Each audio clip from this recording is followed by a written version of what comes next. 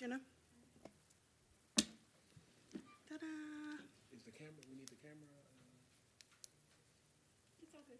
Okay, good? Yep, it's green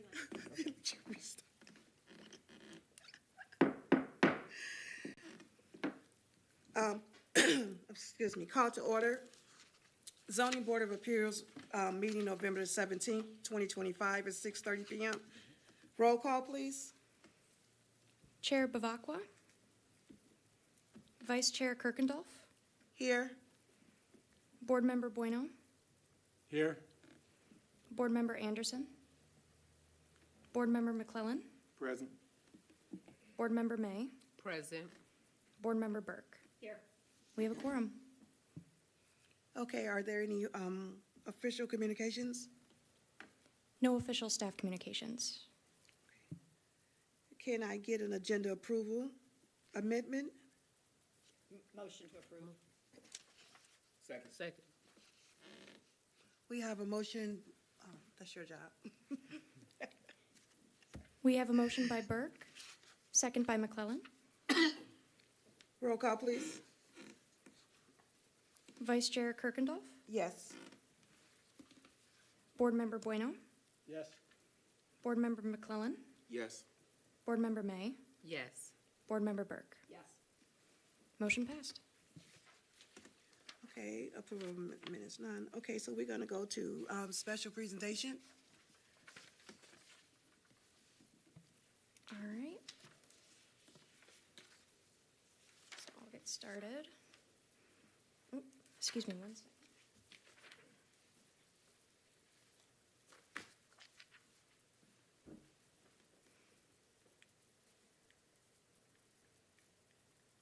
All right.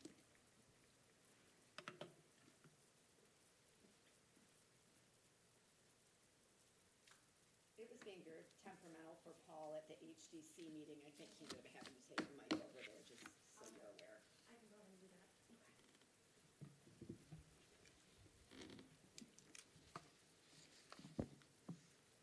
that. Okay. So this is the variance for ZBA 25-008. Applicant is Jeff Rubin on behalf of Oakland Fuels. The address is 1144 North Perry Street. It is in a C3 commercial corridor district, and the applicant is seeking one-dimensional variance to allow them to provide vinyl fencing along the property line, abutting residential neighborhoods instead of constructing a masonry wall. So this is the zoning. It is in a C3 abutting residential and C1. The red line here shows the fence that is currently in place. Overview, the property is located on North Perry Street between Parkwood Avenue and Scottwood Street and is subject to variance requests from 2.509 and 4.405.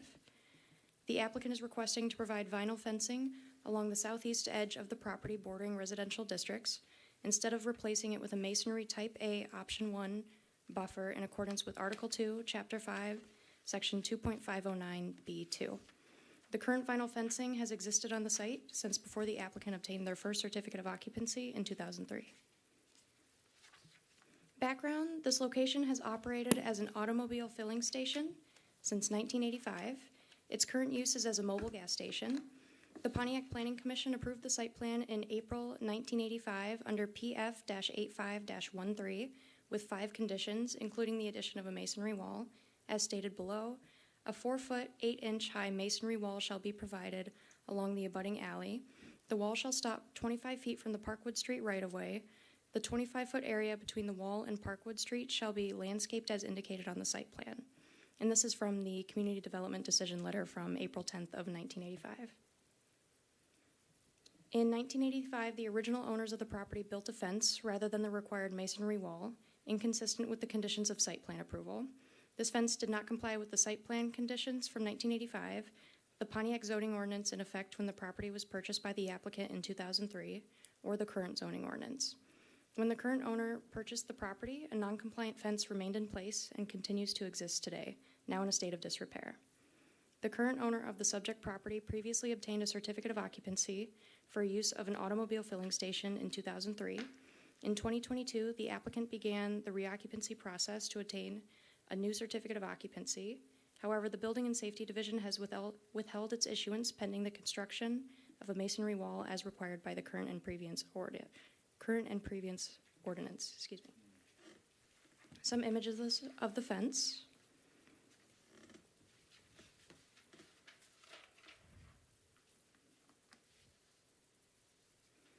Standards of approval. This is from our current ordinance. Article 2, Chapter 5, 2.509 states screening adjacent to residential uses.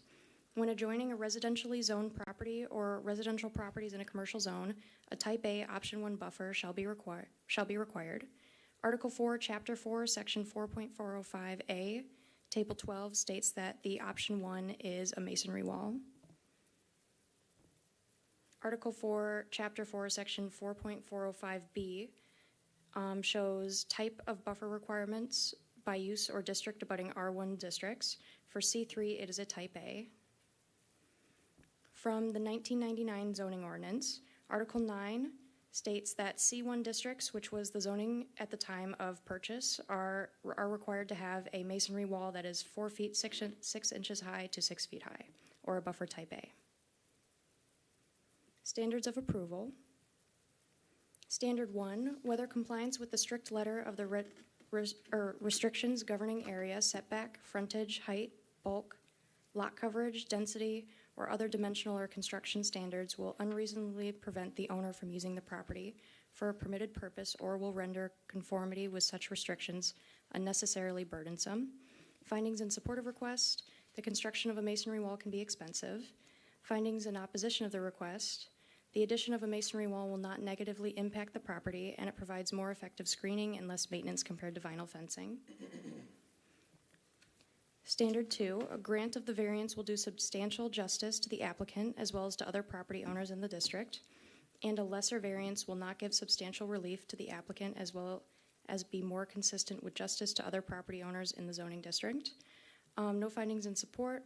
In opposition, property owners in C3 districts abutting residential districts are required to construct a masonry wall to protect residential areas from noise, light, traffic, litter, and other safety and public health concerns. Standard 3, the plight of the applicant is due to the unique circumstances of the property. No findings in support. In opposition, there are no unique circumstances of this parcel. It is a C3 district abutting residential districts. The applicant can abide by the construction requirements. The problem is not self-created. Findings in support. The current fence was existing at the time the applicant purchased the property in 2003. Findings in opposition. The applicant has known of this requirement since 2002 and was constructed to comply but has not constructed the masonry wall. Standard 5. The spirit of this ordinance will be observed, public safety and welfare secured, and substantial justice done. In consideration of all appeals and proposed variances to this ordinance, the Zoning Board of Appeals shall, before granting any variance to this ordinance in a specific case, first determine that the proposed variance will not impair an adequate supply of light and air to adjacent property or unreasonably increase the congestion in public streets or increase the danger of fire or endanger the public safety or unreasonably diminish or impair established property values within the surrounding area or in other respect impair the public health, safety, comfort, morals, or welfare of the inhabitants of the city. Findings in support. Vinyl fencing provides some light, odor control, and plus some other public safety benefits. In opposition, masonry walls are meant to mitigate negative effects such as noise, odors, light, and other public health/safety concerns. They also protect property values in abutting residential districts.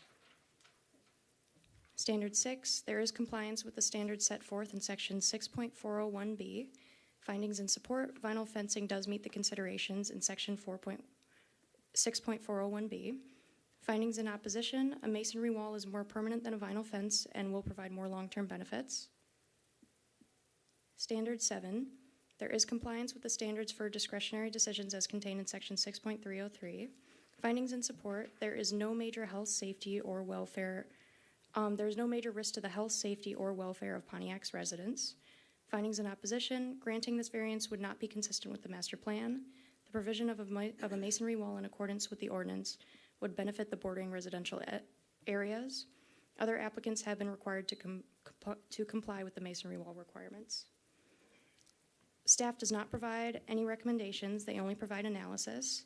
If the ZBA feels the applicant's request meets the standards of approval, they may consider approval of the variance. If the ZBA does not feel the applicant's request meets the standards of approval, they may consider denial. And these are our sample motions. Okay, thank you very much for that. Do we have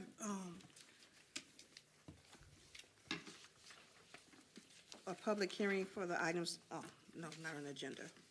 Okay. Am I correct? Okay, You're correct. okay. All right, so on to regular business. So the ZBA 825-008, is the applicant here? Yes. Okay, could you come to the podium, please?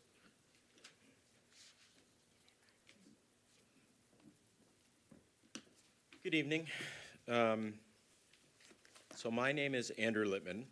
I'm appearing on behalf of the petitioner, who is also sitting here, who will talk later. But also, just to be clear, so we're here, first of all, to challenge an administrative decision that this fence has to be replaced with a masonry wall, and then in the alternative, seeking a variance if you decide that the administrative decision itself just shouldn't be overturned. But so, as the planner stated, the vinyl fencing at issue has been up for 40 years, since 1985, and the current owner obtained a certificate of occupancy for use as an automobile filling station all the way back in 2003. However, it's just now, after 40 years, that this fencing is coming up as an issue, even though apparently it's always been out of compliance. So we know that a number of sections of the fence right now have to be repaired, and we intend to properly repair those sections or the entire fence. But we believe that the doctrine of latches should relieve the petitioner from the requirement to put up the masonry wall. So the doctrine of latches is an equitable defense which bars enforcement of the zoning ordinance when there's been an unreasonable delay, which we maintain there's been here, and the unreasonable delay results in prejudice to a party. And this has been asserted by the Michigan Supreme Court of Appeals in numerous cases, most recently in Township of Fraser v. Haney from this year. Petitioner's been prejudiced by this delay because, as you all know, construction costs have risen, and they continue to rise because of tariffs, inflation, and other factors. It's more expensive than ever to do this work. According to the U.S. Bureau of Labor Statistics and the Producer Price Index for concrete and related materials, the cost of building a masonry wall has increased by 25 to 30% just over the last 5 years. So because the city waited decades and is now enforcing this during a period of elevated construction costs, the petitioner is bearing a huge additional financial burden that he wouldn't have faced had this been enforced earlier. And then we do believe also that a variance, if you deem necessary, that a variance for the fence would be appropriate. Under Section 6.407B of the city zoning ordinance for dimensional variances, all requirements can be met. As I've just gone over, compliance with the strict letter of the ordinance would be unnecessarily burdensome because of the unreasonable cost. The property in its configuration is indeed unique, as you can see in your packet, And it is somewhat challenging to maneuver around that property. So an added issue with a concrete wall would be, to tell you the truth, I almost hit the fence when I was visiting the property. So having a concrete wall there rather than a fence might really cause more damage to visitors' cars if they would hit it. But the property in its configuration is indeed unique. Other property owners won't be negatively affected by the fence. And in fact, putting in a masonry wall, putting in the footings, would result in tearing up neighbors' landscaping and be very disruptive. And then, as the planner stated too, the problem is not self-created, since the fence has been there before petitioner owned the site, all the way back in 1985. And finally, as the planner stated in her report, there is compliance with the discretionary standards set forth in your section 6.401B and section 6.303. So thank you. If there are any questions too, the petitioner, I think, is here, and he might be able to better answer your questions. So thank you. Okay, thank you. Do you have anything you would like to add?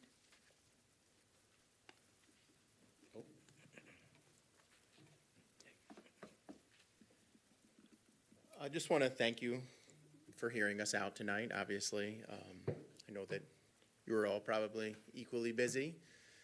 State your name, please. Jeff Rubin, on behalf of Oakland Fuels. We've been in business almost 25 years in the city of Pontiac. We have multiple locations. We would like nothing more than to strengthen our bond with the city of Pontiac and not have anything contentious.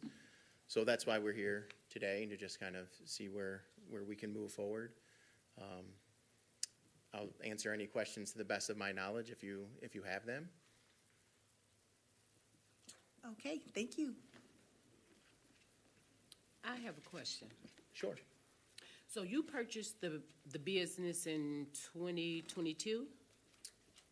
No, the original, our company purchased the business, I believe, in 2003. Okay, 2003. Yes. Okay, so in 2022, it said that you were aware that, or that someone was aware that this. We believe that so we lease out this property. Okay. We had operated it up until basically COVID. Okay. After COVID, we couldn't get anyone to work. It used to be a 24/7 property, so we leased it out to somebody else. I believe over the course of the last few years that most of the correspondence has been with our tenant. Now, our tenant has come up to compliance in some of the other issues besides the masonry wall with some, HVAC issues, public bathroom, things of that nature. So this was brought to my personal attention probably less than 8 months ago. And then since that time, it has been a back and forth with various members of the city to kind of figure out what steps needed to be taken. Ultimately, we needed to apply for this meeting, which we applied for, I think, maybe six or 8 weeks ago. We missed, I think, last month's meeting. So I have tried to be diligent once I was made aware, but I'm not the owner of the property. I just work for, our company. Okay. You have any questions, Carlos? Yes, this is for staff. In the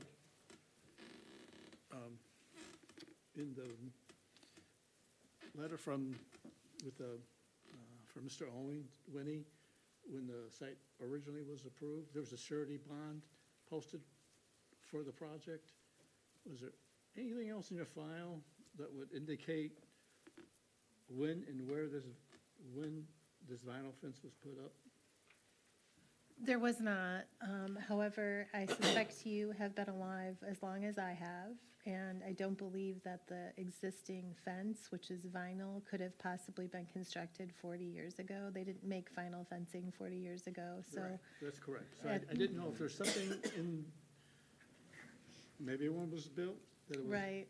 a fence, maybe a masonry fence put up and taken down for whatever reason, or not put up at all, but only the fact that there was at least here, there's a surety bond listed that usually you have to comply with everything, or you lose your bond to finish it, so nothing else. in- There was nothing else in the record. I apologize. Any other inspections later? No, there was not. So there's no actually evidence that the masonry was ever built and the vinyl fence was put up? Or they did all landscaping or did something different or nothing? Okay. No. Okay.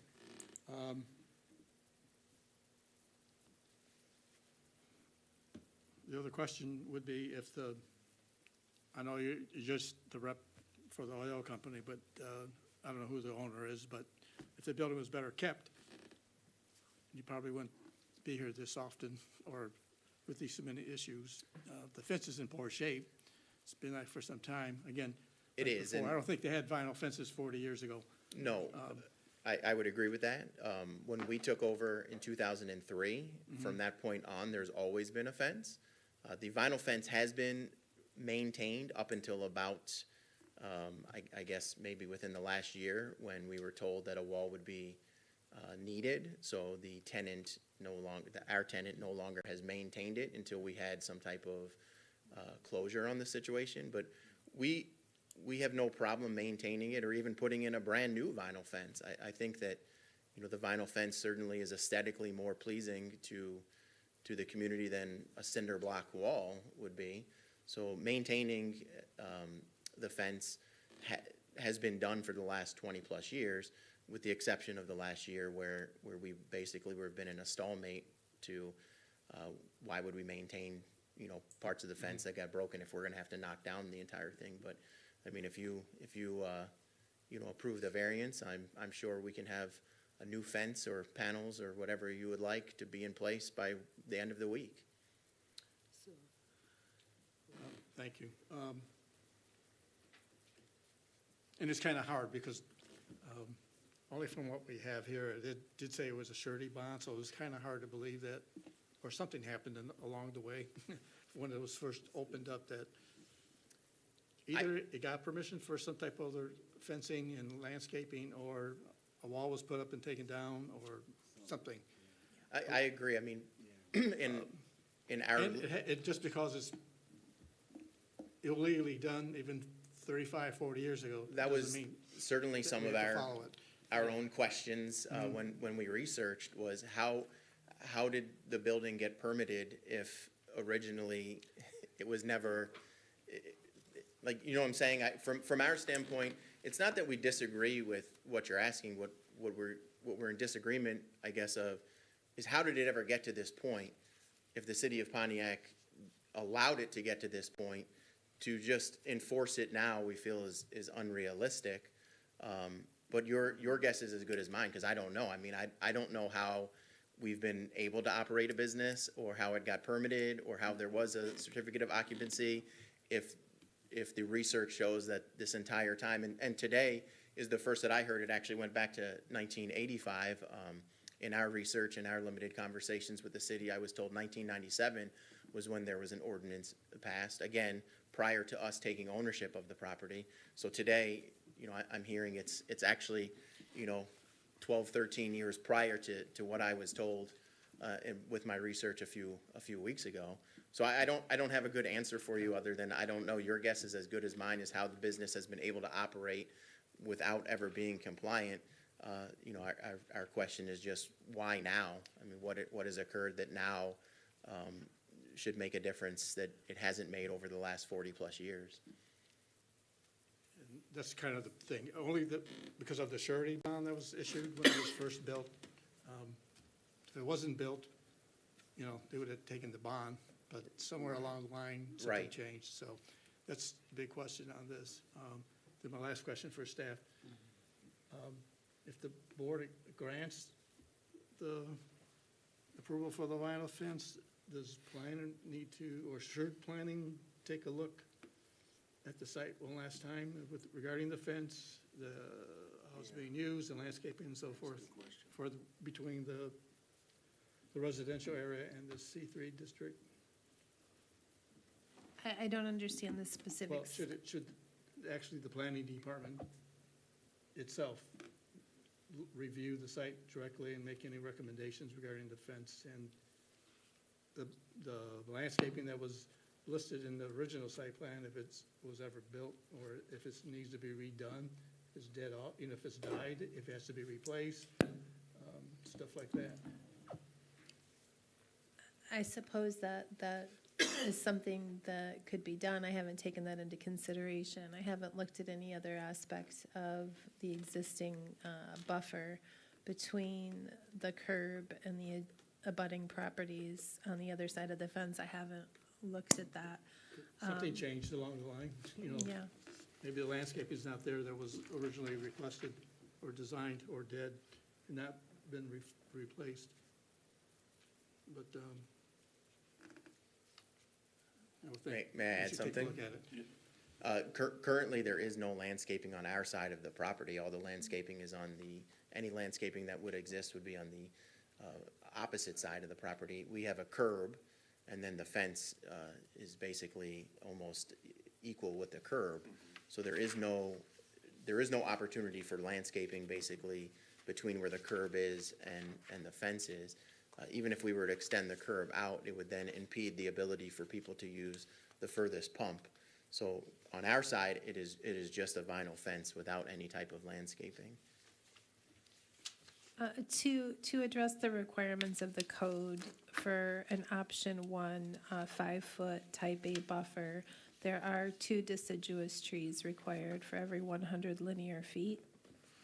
And it does state that for masonry walls, that all walls herein required shall be constructed of a decorative masonry material, including paneled or precast masonry material, with the surface area facing a residential district or public thoroughfare constructed of a common or face brick, decorative block, decorative poured concrete, or similar material compatible with the adjacent residential district. And then it also specifies that the planning commission may approve a fence or wall of a different material. So if this were to come forward under the current zoning ordinance, the planning commission would have the ability to change the fence material. It would not be up to my discretion as the planning administrator to make that change. Okay, thank you.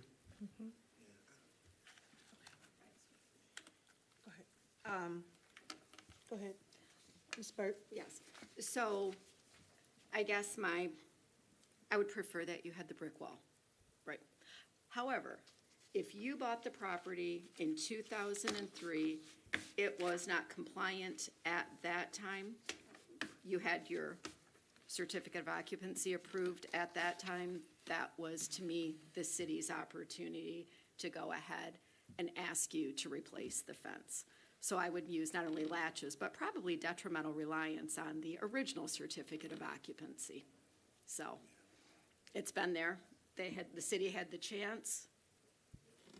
It shouldn't matter any longer.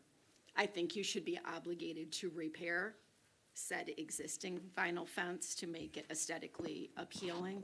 I don't see how, to your point, you could do any type of landscaping, right? Making sure the property is clean, trash isn't blowing under the fence, those things. But at this point, 2003 was the chance to make the change. So I'm going to go on the side of the law here. I'm just going to echo Okay, go Commissioner Burke's comments. It is long past with the opportunity to have done any kind of an enforcement of what was in place. And at this point, the fence is there. We need to make it where it is in good shape, though. That is very important at this point. I don't think, nobody can get to the bottom line of when was it put there and how. So, but neither here nor there, because we're here in 2025, so, we need to, go forward. There is a request for a variance in here, if I'm not mistaken? Yes. So, at this point, I think that's probably where we need to focus, our attention. I Because agree. at this point, we can continue to go around and around, and we really don't have an answer as to how this got here in the first It place. does, and it does, it's all Right. supposition, Right, assumption, so- it doesn't matter, it's not based on fact. Okay, with that being said, any more words from the commissioners? Okay, if not, then I will need a motion.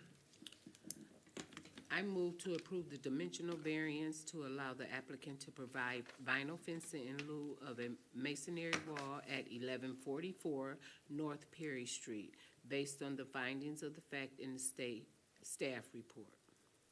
Second. Excuse me. I move to approve, oh, okay, yeah, you second? She's, okay, we Do you have, want to a- do them separately? Does that work better? yes. Do them separately? Okay. Okay, can I get a roll call on the first motion, please? Yeah. Burke? Yep. Yes. Vice Chair Kirkendall, Yes. Board Member Bueno, Yes. Board Member McClellan, Yes. Board Member May, Yes. Board Member Burke. Yes. Motion passed. Okay, can I get a motion on the second one, please? I move to approve the dimensional variance to allow the buffer material to be vinyl fencing in lieu of a masonry wall at There's- 1144. Excuse me, there's only one Oh, that was only one? motion. Oh, that's the Yeah, Oh, that's just only one? It's, Okay, yeah, it's well, two that's on it. the sheet. But it's saying, oh, And they're okay, two but it's the different- same. Wait a minute, let me see. Different options for Oh, okay, Okay. wording. okay. Oh, we would strike that? Okay, I got you. Okay, because one say the buffer material. on Right. it. Okay, Okay, so, the motion passed. yes. The only thing that I would have to say to the applicant is to just make sure you all, comply with everything. This is very old, Yes. and it would be very strenuous to say to you guys, after 15 to 14 years, to put up a fence, a masonry wall, I'm saying, so, only thing, like I said, we all do agree, so, good luck to you, okay? You're welcome. Okay. Is there any staff communications? there are none. All right. Do we have any discussions for the commissioners? No, Okay.